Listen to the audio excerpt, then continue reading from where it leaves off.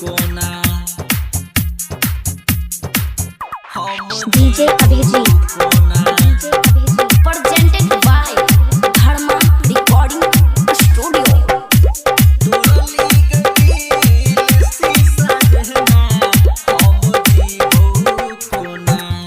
बचपन सच्चा है रहियो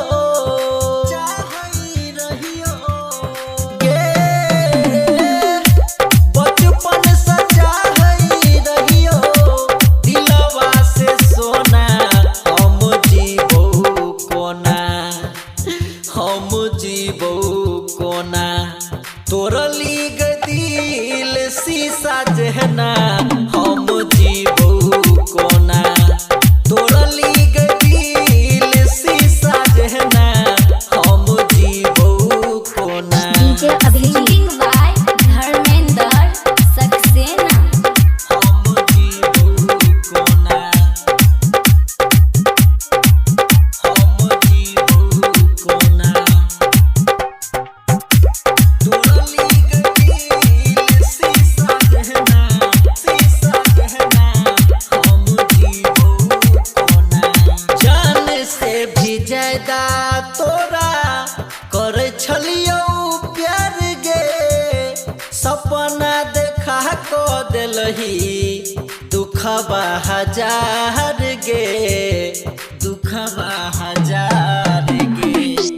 जान से भी ज्यादा तोरा करे छलियो प्यार गे सपना देखा को दिलही दुखबा हजार गे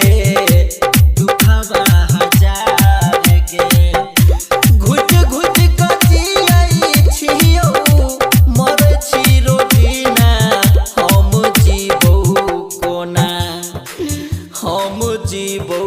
कोना तोरली गदिल शीशा जहना हम जीवो कोना तोरली गदिल शीशा जहना हम जीवो कोना। DJ Abhijit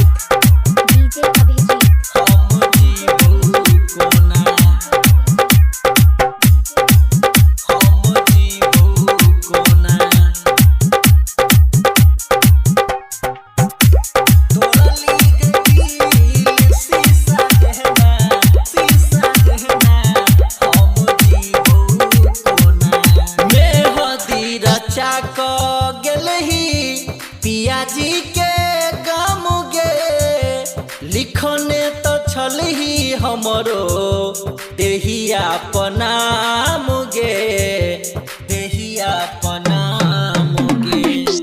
मेहदी रचा क गेलही पियाजी के गाम गे लिखने तो छलही हमरो देहिया पनाम गे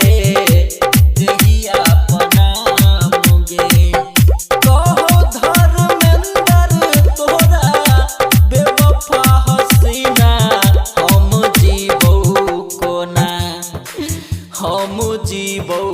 कोना तोरली गदिल शीशा जहना हम जीवो कोना तोरली गदिल शीशा जहना हम जीवो कोना। Dharma Recording Studio, Bhargama।